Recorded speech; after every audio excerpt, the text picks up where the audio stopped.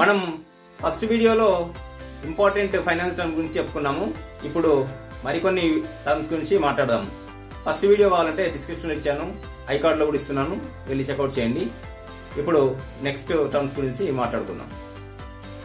26th term risk, 27th term return, 28th term diversification, 29th term liquidity, 30th term network, 31st term tax, 32nd term income tax, 33rd term TDS, 34th term capital gain, 35th term tax deduction, 36th term tax rebate, 37th term fiscal policy, 38th term monetary policy, 39th term repo rate, 40th term GDP, 41st term asset allocation, 42nd term insurance, 43rd term derivatives, 44th term bonds, 45th term yields,